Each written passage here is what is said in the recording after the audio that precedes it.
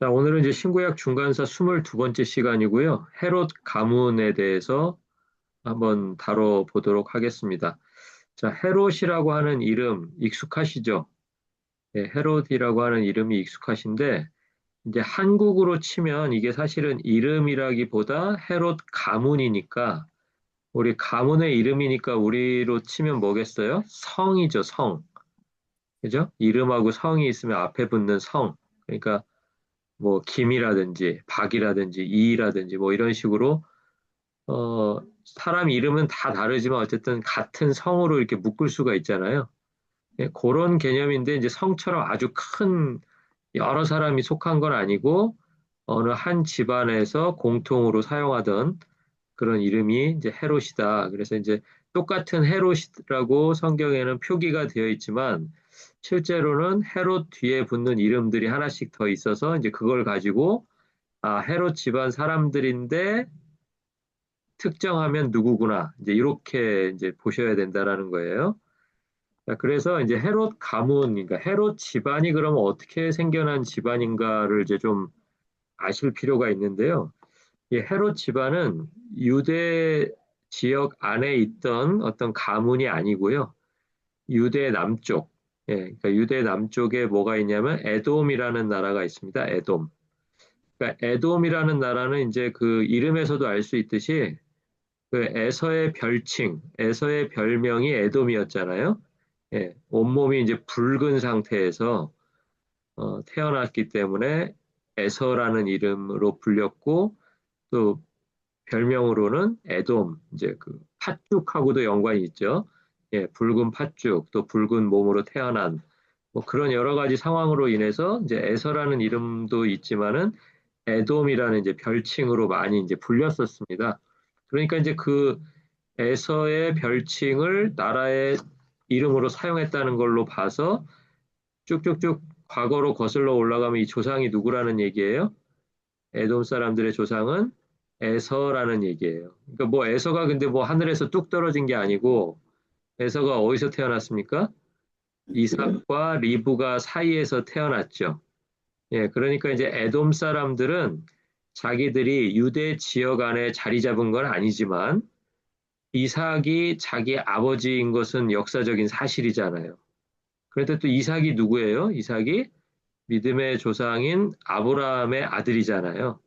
예, 그러니까 뭐 이스라엘 백성들이 뭐 야곱의 자손, 뭐 이스라엘 백성 뭐 이런 이야기를 하지만 자기들은 야곱의 자손은 아니라고 하더라도 야곱보다 형인 예, 이삭의 맏아들인 에서의 후손들이다라는 그런 자부심을 갖고 있었다라는 거예요. 근데 뭐 아무리 자부심 가지면 뭐 합니까?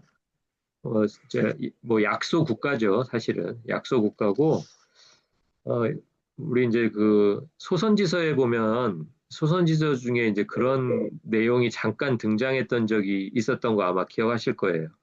예루살렘이 멸망할 때 에돔 사람들이 그 틈을 타가지고 같이 들어와서 막 같이 그냥 그 예루살렘 성문 부시고 같이 약탈해서 도망가고 하니까 선지자가 나중에 에돔에게도 결국은 하나님이 심판하실 거다. 뭐 이런 내용 여러분 기억하시죠?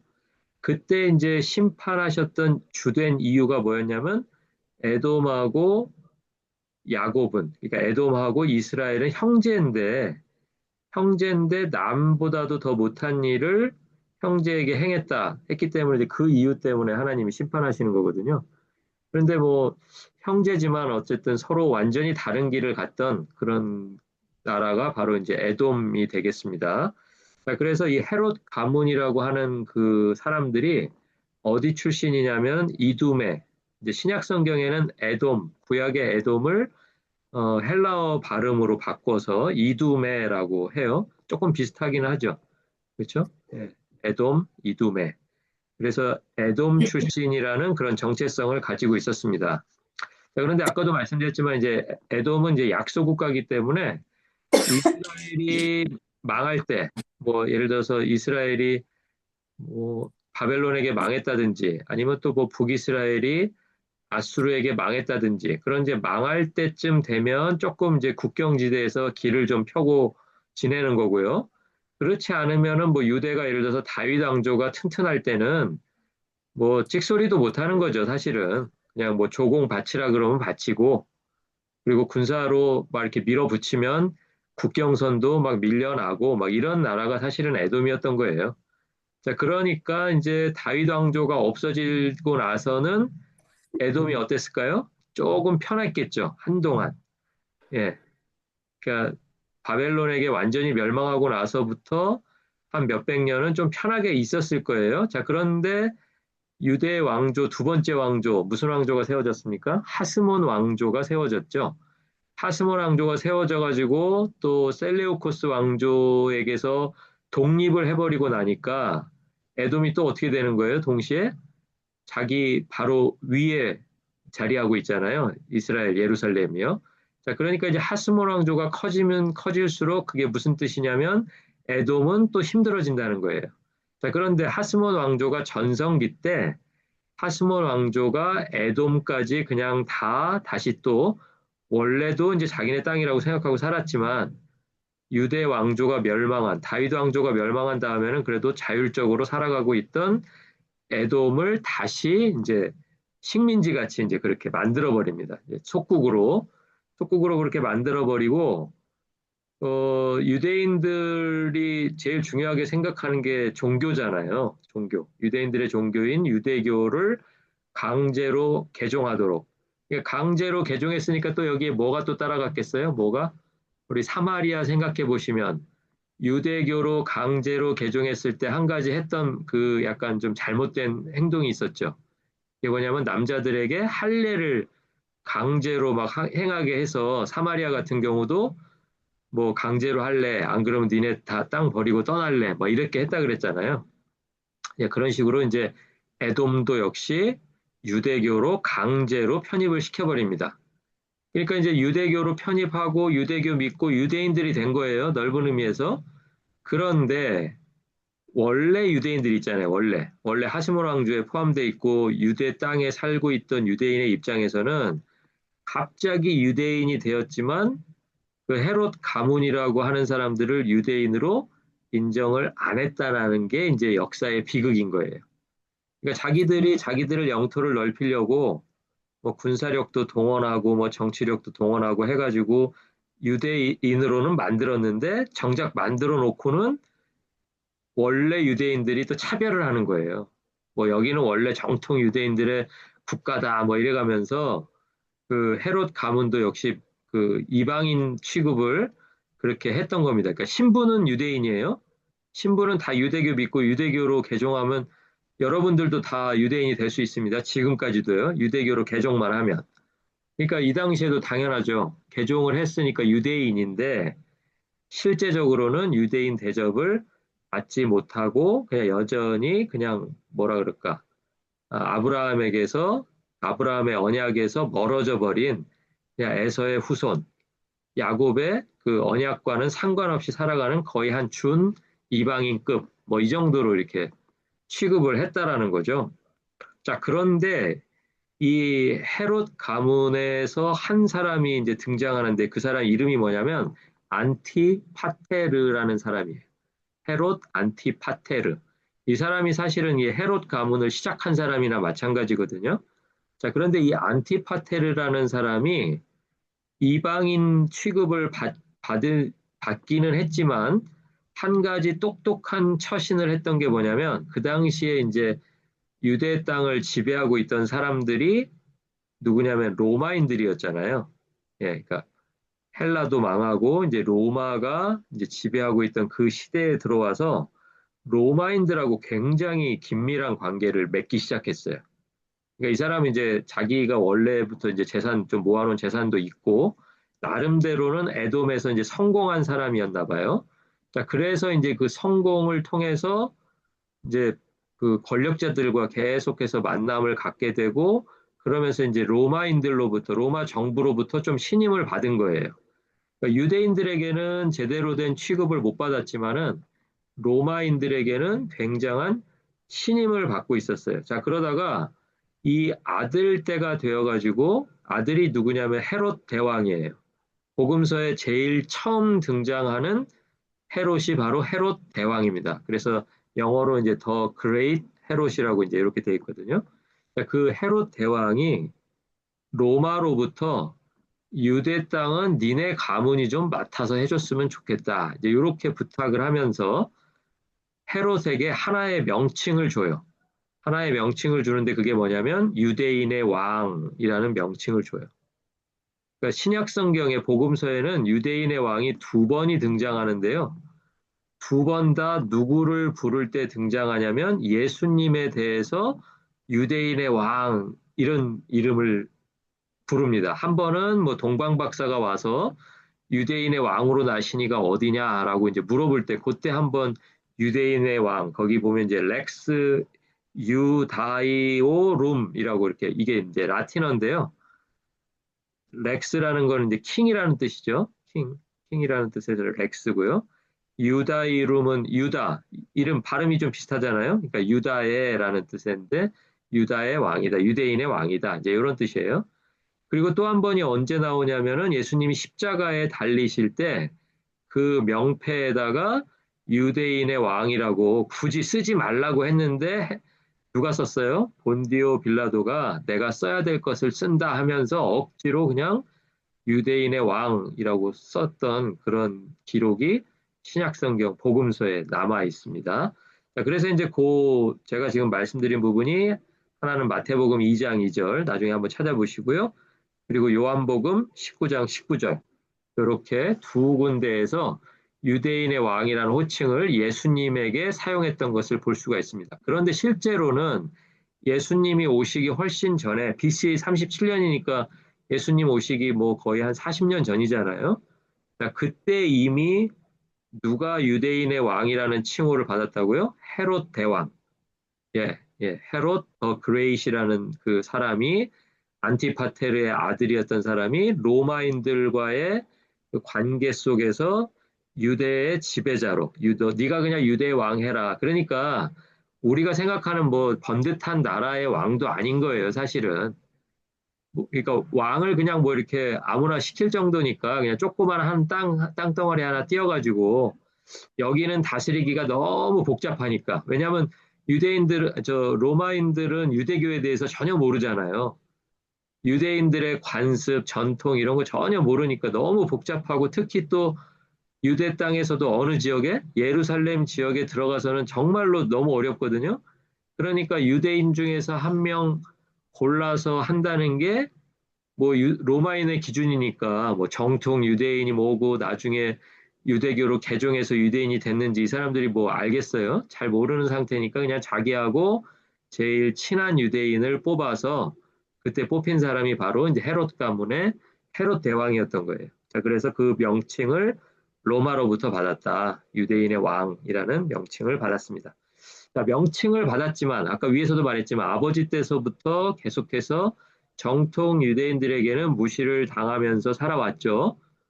뭐 정통 유대인들에게는 뭐 돈 많은 것도 필요 없고 로마하고 친한 것도 아무 필요 없어요. 자, 그러니까 유대교로 개종했던 이 헤롯 대왕이 유대인들의 환심을 사기 위해서 예루살렘 성전을 화려하게 재건해야 되겠다. 예루살렘 성전엔 지금 뭐가 서 있어요? 수룹바벨 성전, 제2성전. 우리가 지금 배우고 있는 신구약 중간사의 다른 제목이 제2성전기였잖아요. 그러니까 두 번째 성전은 첫 번째 성전에 비해서 굉장히 초라했습니다. 그러니까 거기에 착안해서 헤롯 대왕이 유대인들이 항상 그것을 그냥 마음에 안타까워하고 하는 것을 딱 파악을 하고 이전 솔로몬 왕 때 세웠던 그 사이즈로 아니면 그거 이상으로 더 크게 성전을 만들어주면 이 사람들이 나를 정통 유대인처럼 대접을 해주겠거니라는 생각에서 그렇게 한 거예요. 자, 그러니까 이제 그 헤롯 성전을 재건해가지고 나중에 이제 그 자기 이름을 붙여서 헤롯 성전이라고 이제 이름을 짓고요. 그러니까 예수님 당시에 제자들하고 올라가시면서 바라봤던 그 성전, 그리고 예수님이 예루살렘 입성하셔가지고 성전을 정화했던 사건에 해당하는 그 성전, 그게 바로 재건되었던 헤롯 성전이 되겠습니다. 헤롯 성전이 예수님을 통해서 이제 정화되는 그런 사건이 있었다. 이제 그렇게 기억을 하시면 되겠습니다. 자, 헤롯이 한 일이 이제 성전 말고도 이제 마사다라는 도시를 하나 만들었고요. 마사다 어디서 많이 들어보지 않으셨어요? 마사다. 예, 마사다 어디서 들어보셨어요? AD 70년에 유대 하스몬 왕조가 멸망하면서 마지막으로 그 열심당원들이 최종까지 남아서 싸우던 그 요새가 있던 데가 바로 마사다 요새였죠. 예, 마사다라는 도시에 있던 그 산꼭대기에 있던 그 요새, 그게 바로 마사다였는데 바로 그 마사다를 누가 만들었냐면 헤롯 대왕이 만든 도시예요. 아, 그리고 또 뭐를 만들었냐면 가이사랴라는 도시. 여러분 아시죠? 가이사랴. 사도행전에 나오고 뭐 베드로가 백부장 고넬료의 집을 찾아갔던 그 가이사랴입니다.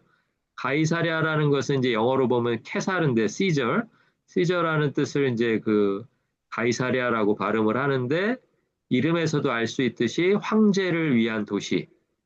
예, 그러니까 황제를 위한 도시에 이제 로마에서 배가 왔다 갔다 해야 되잖아요. 군대를 실은 배, 뭐 물자를 실은 배들이 왔다 갔다 해야 되는데 그 배들이 좀 더 큰 배들이 편안하게 될 수 있도록 가이사랴에 이제 항구도 만드는 일을 누가 하냐면 이제 헤롯 대왕이 한다. 그러니까 헤롯은 누구의 환심과 누구의 환심을 동시에 사야 되냐면 로마 황제의 환심도 사야 되고 또 동시에 누구요? 유대인들의 환심도 사야 되고 이거 참 바빠요. 그 와중에 이제 또 어떤 일이 벌어졌는지는 이제 여러분이 복음서 읽어보시면서 계속해서 읽어 나가시면 되겠습니다.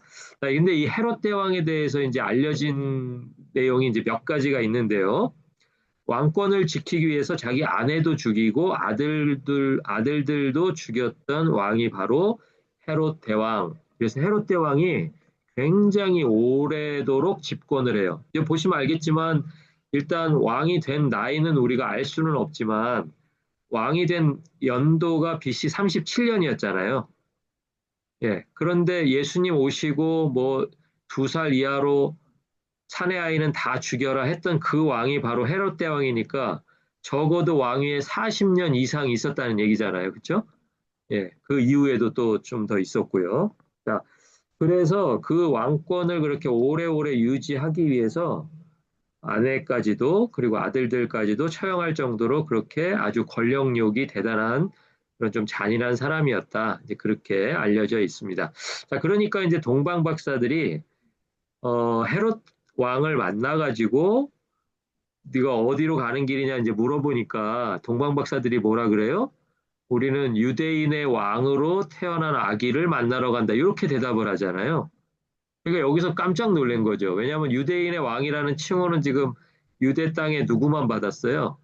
자기만 받고 있고 혹시라도 가능성이 있으면 뭐 아내도 죽이고 아들도 죽이고 막 이렇게 해가면서 자기만 유대인의 왕이라고 생각하는 헤롯인데 그 헤롯에게서 이, 그 메소포타미아에서 온 그 동방 박사들이 와가지고 유대인의 왕을 만나러 왔다 그러니까 자기는 아니고 그러니까 자기도 모르는 그 또 로마가 또 임명한 또 유대인의 왕이 있을까 봐 생길까 봐 그 일을 굉장히 염려했던 거예요. 그래서 이제 그때 헤롯이 보인 반응이 이제 동방 박사들을 그렇게 잘 안심시킨 다음에 와서 나한테도 알려주면 나도 가서 그에게 경배하게 해달라 뭐 이런 얘기를 하잖아요. 이게 다 거짓말이죠. 예? 그냥 박사들이 혹시 놀래가지고 그러니까 박사들이 사실은 주의 사자가 나타나서 가르쳐 주시지 않았다면 다시 당연히 돌아왔겠죠? 헤롯이 뭐 자기들을 해롭게 하지도 않았잖아요. 잘 보내고 대접 잘해가지고 다시 돌아오면 나도 가서 예배하고 싶다고 그랬으니까 그럼 좋은 뜻에서 이렇게 했으니까 알려줬을 거란 말이에요. 그러니까 그거는 이제 하나님께서 또 가는 길을 막으셔서 이제 다른 길로 돌아가게 하고 헤롯이 이제 나중에서야 동방 박사들이 이미 가버린 걸 이제 알게 되는 거죠. 자, 그러니까 이제 그때 보였던 동방 박사가 갔다는 것을 안 다음에 막 그 히스테릭한 그 반응, 2살 아래로 사실 2살도 아니잖아요. 동방 박사 뭐 얼마 전에 다녀갔는데 뭐 2살 아래로도 사실은 아닌데 그 정도로 철저하게 2살 아래 사내 아이를 다 죽여서라도 자기의 왕권을 이제 계속 유지하려는 예, 그런 심리가 이제 헤롯에게서 발견이 된다는 거죠. 그래서 이제 그 내용이 이제 마태복음 2장 2절에 나와 있는데요. 그 사건이 바로 이제 헤롯의 어떤 그런 권력욕, 그리고 잔혹한 성격, 그리고 역사적으로 동방 박사들이 예수님을 경배하기 위해서 왔다가 또 헤롯 앞에서 하필이면 다른 말만 했어도 괜찮은데 어떤 단어 때문에 유대인의 왕이라는 바로 그 아주 헤롯의 레드 버튼을 건드린 거죠. 그러니까 아주 그 피할 수 없는 그 부분을 딱 건드려서 그 일 때문에 생긴 사건이 바로 마태복음 2장의 영아 살인 사건이다. 이제 그렇게 이해를 하시면 되겠습니다. 자, 그런데 이제 예수님도 그래서 어떻게 합니까? 마리아 요셉하고 해가지고 애굽으로 내려가시죠. 애굽으로 내려가셨다가 올라오실 때쯤 그 사이에 이제 어떤 일이 벌어지냐면 헤롯 대왕이 죽어요. 그러니까 제 생각에는 대충 한 45년, 46년 정도 왕위에 있다가 이제 죽은 것 같아요. 자, 그러면 이제 그 다음을 또 누가 이어가느냐? 헤롯 안디바라는 사람이 이제 이어갑니다. 자, 그런데 이제 헤롯 대왕과 헤롯 안디바는 차이가 뭐냐면, 안디바는 이제 그 헤롯 대왕의 아들들 중에 한 명이에요. 그런데 이 헤롯 안디바라고 하는 사람은 아버지 헤롯 대왕처럼 전체 유다를 다 담당하지는 못했다. 이제 요게 하나의 차이점입니다. 그래서 헤롯 대왕 때까지만 해도 사실은 대왕 그럼 끝인데요. 아들 때서부터는 그래서 우리가 용어가 하나가 더 생깁니다. 그 용어가 뭐냐면 분봉왕이라는 용어가 생겨요. 분봉왕. 예, 그래서 분봉왕이니까 말 딱 들어보면 어떤 느낌이에요? 나눠서 통치를 한다는 그런 느낌이죠. 분봉이니까. 그렇죠? 나눠서 세운다. 그러니까 이 사람은 헤롯 안디바는 이제 제가 거기다 써놨는데 헤롯 안디바 옆에다가 이렇게 동그라미 하시고 하나만 써보세요. 갈릴리 지역 담당 이렇게 써놓으세요. 갈릴리 지역을 담당했습니다. 네, 갈릴리 지역은 사실은 예루살렘 북쪽이잖아요. 자, 그러니까 이제 뭐 북쪽, 남쪽 이렇게 뭐 동쪽, 서쪽 이렇게 나눠서 유대 땅을 관리하도록 했구나. 이제 이것을 알 수가 있습니다. 그리고 또 누구를 파견했어요? 이때 로마에서 지난 시간에 공부했듯이 총독을 파견하기 시작했어요. 예, 세금도 걷어야 되고 군사도 동원해야 되기 때문에 그런 이유로 어, 총독을 파견했다. 이제 이렇게 저희가 배웠습니다. 자, 그래서 헤롯 대왕의 아들이 이제 헤롯 안디바고요. 이 헤롯 안디바가 형이 있었어요. 형이 있는데 누구냐면 헤롯 빌립이에요. 헤롯 빌립. 헤롯 빌립도 살아 있을 때는 이제 분봉왕을 하다가 헤롯 빌립이 일찍 죽습니다. 그런데 이제 결혼한 상태에서 죽었는데 형의 아내, 그러니까 빌립의 아내니까 형수죠, 형수. 형수가 누구냐면 헤로디아예요. 헤로디아라는 형수와 헤롯 대왕의 아들인 헤롯 안디바가 다시 이제 혼인을 합니다. 그러니까 아마 뭐 안디바의 의지였겠죠. 뭐 헤로디아의 의지라기보다는 이 당시에 이제 분봉왕이고 하니까 자기 권력을 사용해서 형수를 이제 자기 아내로 그렇게 맞이하게 됩니다. 자, 그런데 여기에 대해서 아무도 이의를 제기하지 못하는데 유일하게 이의를 제기한 사람이 누구냐면 세례 요한이에요.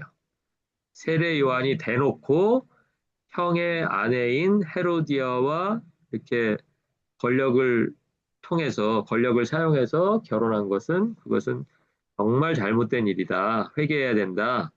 다시 돌려놔야 된다. 이제 이런 식으로 비난을 한 거예요. 그러니까 나중에 결국 어떤 일이 벌어집니까? 예, 세례 요한을 이제 목을 베는 그런 일이 이제 벌어지는 것이죠.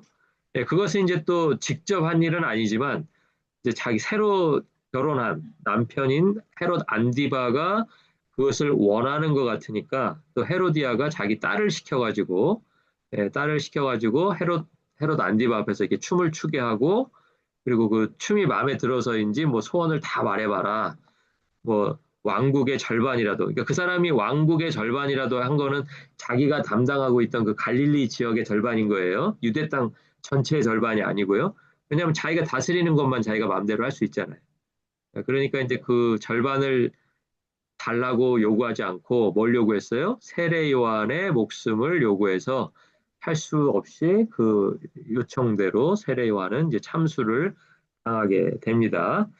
자, 그래서 이제 그 누가복음 23장에 보면 누가복음 굉장히 후반부죠. 예수님께서 이제 잡히셔서 십자가형을 받으시기 직전에 이제 신문당하는 그런 과정이 23장에 나와 있습니다. 여러분 이 내용도 한번 읽어 보셔야 되고요. 거기에 보면 이제 그 총독 빌라도가 등장하는데 빌라도가 예수님에게 물어보니까 예수님이 갈릴리 사람인 거예요. 자, 갈릴리 사람이니까 총독이 뭐 유대인들의 법도 잘 모르고 그리고 유대인들이 소송을 했으니까 유대인들이 잘 알아서 하겠지 하고 이 사람을 어디로 돌려보내요? 예수님을 갈릴리 출신이니까 갈릴리를 다스리는 분봉왕 헤롯 안디바에게 보냅니다. 자, 그러니까 복음서를 읽으시다가 본디오 빌라도가 헤롯에게 예수님을 보내는 그 장면이 나오면 그때 아, 이 헤롯은 동방박사를 만났던 그 헤롯이 아니고 그의 아들 중에서 빌립의 동생인 헤롯 안디바구나. 이제 이렇게 이해하시면 되겠어요. 그래서 보낸 이유도 아, 갈릴리 사람이어서 갈릴리 분봉왕이니까 네가 알아서 해결해라라고 보냈구나. 그렇게 이해하셔야 이제 바른 이해가 되겠습니다.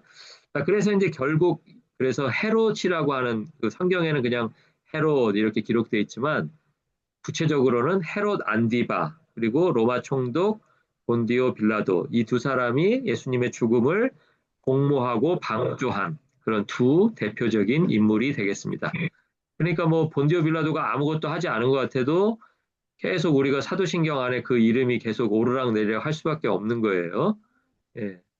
본디오 빌라도에게 죽임을 당하시고 이거는 변함이 없죠.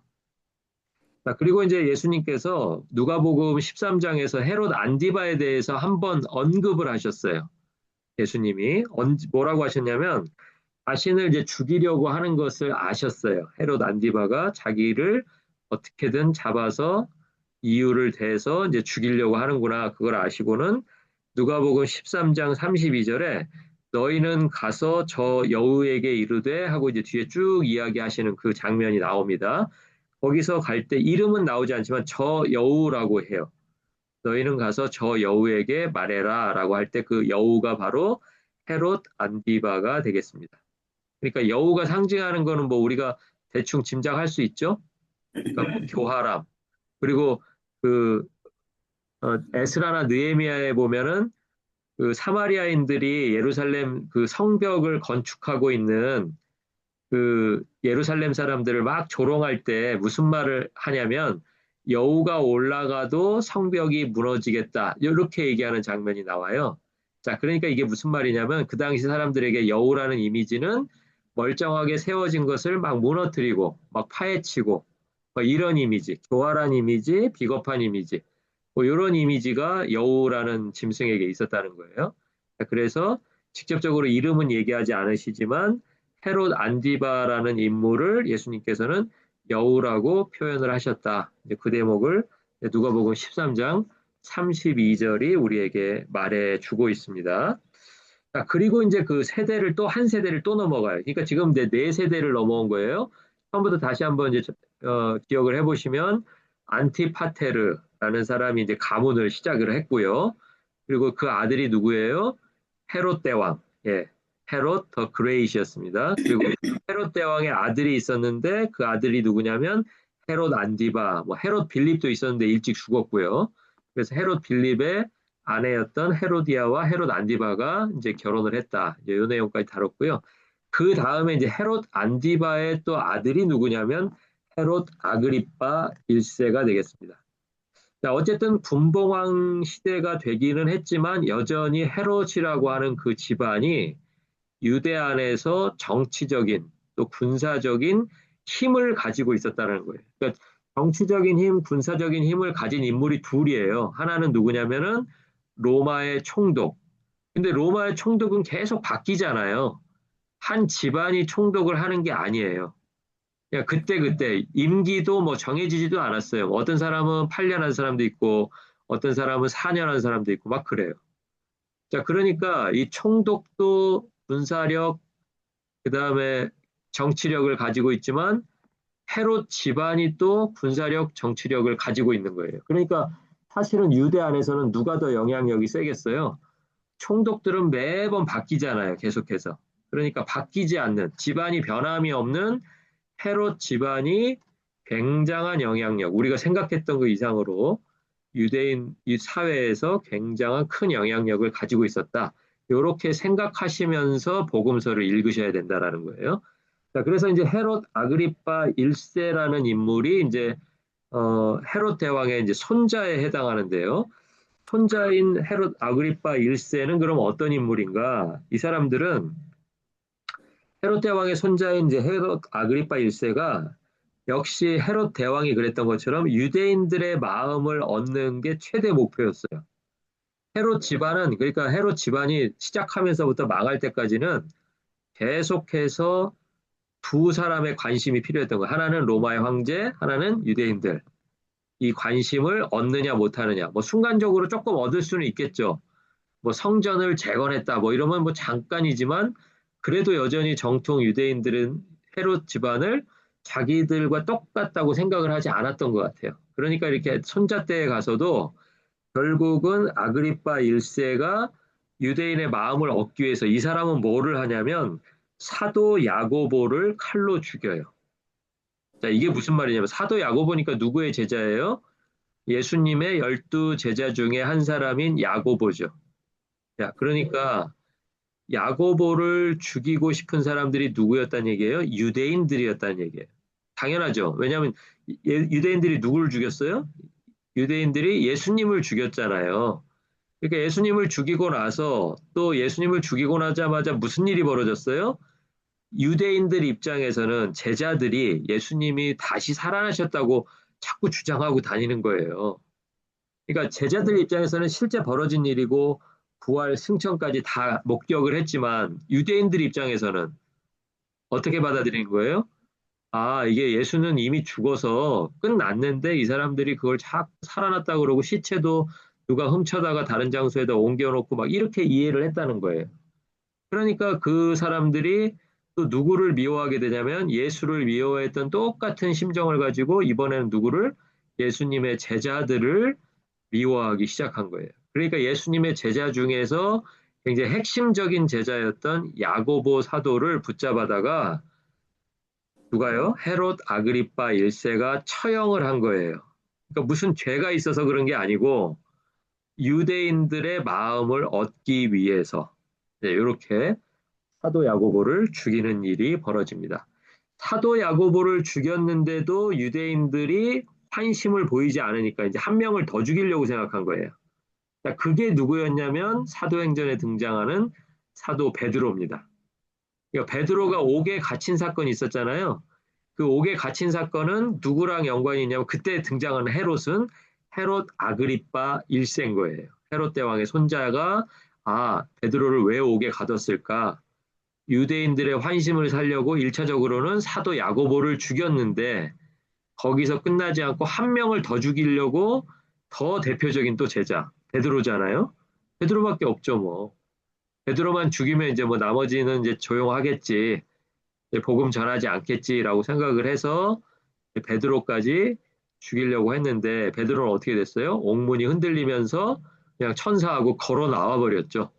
예, 그런 일이 벌어졌던 사건, 그게 바로 헤롯 아그리파 1세와 연관되어 있는 사건이다. 이렇게 기억을 해두시면 좋겠습니다. 자, 그 내용이 어디 나와 있냐면 사도행전 12장 1절에서 5절에 나와 있습니다. 이 내용도 한번 읽어보시고요. 자, 그리고 이제 그 헤롯 대왕의 손자인 헤롯 아그리파 1세가 어떻게 죽냐면 가이사랴, 아까 가이사랴 생각나시죠? 누가 했죠? 헤롯 대왕이 가이사랴에다가 막 항구를 지어가지고 로마에서 직접 큰 배들이 들어와서 물자나 군인들을 실어 나를 수 있도록 항구를 지었다 그랬잖아요. 그 할아버지가 지은 도시로 시차를 나간 거예요.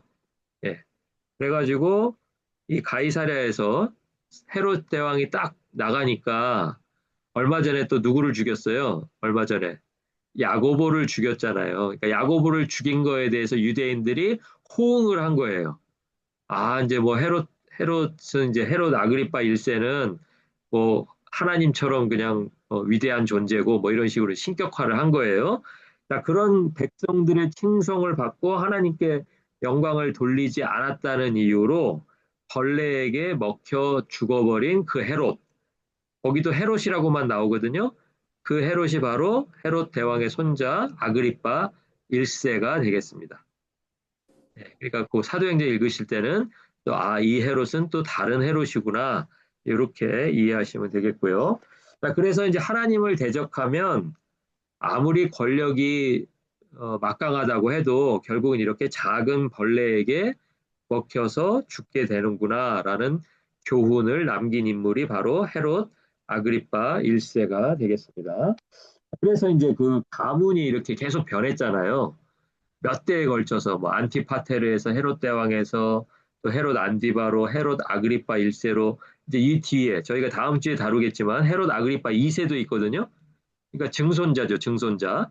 증손자까지 쭉 이렇게 몇 대를 걸쳐서 이렇게 권력은 탄탄하게 유지가 되었지만 결국은 이 헤롯 가문이라고 하는 것은 초기 기독교인들의 입장에서 보면 하나님의 통치를 방해하는 세상 권력이 바로 헤롯 집안인 거예요. 예. 대대로 걸쳐오면서 하나님의 사람들하고 사사건건 부딪히고 싸우고 죽이고 핍박하고 때로는 쫓아내고 뭐 이런 일들을 했던 사람들이 바로 헤롯 집안이 되겠습니다. 자, 그러니까 성경에는 왜 그러면 헤롯 뭐 안디바, 헤롯 대왕, 헤롯 아그리파 이렇게 따로따로 기록해 놓지 않았을까? 이게 사실은 좀 궁금하잖아요. 따로따로 기록해 놨으면 오히려 좀 더 좋은 부분도 있었을 텐데. 그런데 성경이 말하고자 하는 그 다루려고 하는 그 내용이 있기 때문에 오히려 구분하지 않고 그냥 헤롯이라는 이름으로 다루었다는 걸 여러분이 기억하셔야 돼요. 자, 그게 뭐냐면 수많은 헤롯들이 세대를 변하면서 세대가 변하고 또 헤롯이 등장하고 또 헤롯이 등장하고 그렇게 계속 등장해서 하려는 일이 결국은 뭐냐면 예수를 죽이고 예수가 세우신 교회를 없애려고 했지만 결국은 AD 70년에 가면 무슨 일이 벌어져요? 할아버지 헤롯 대왕이 지었던 그 헤롯 성전, 그러니까 제2성전, 수르바벨 성전을 몇 배 크게 확대해서 재건축했던 그 헤롯 성전이 자기들이 그토록 믿었던 그리고 그토록 환심을 사기 원했던 로마인들에 의해서 멸망해버리고 말았다라는 거예요.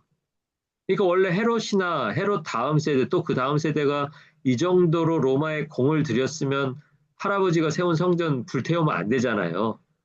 그렇잖아요?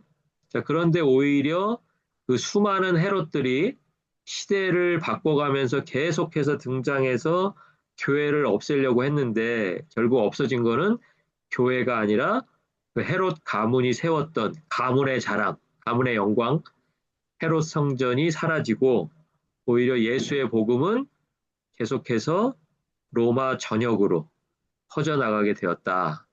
그래서 굳이 하나의 이름으로 헤롯이라는 이름으로 통칭해서 썼다는 게 이제 성경을 바라보는 그런 이제 시각인 것을 여러분이 이해해 주시면 좋겠습니다.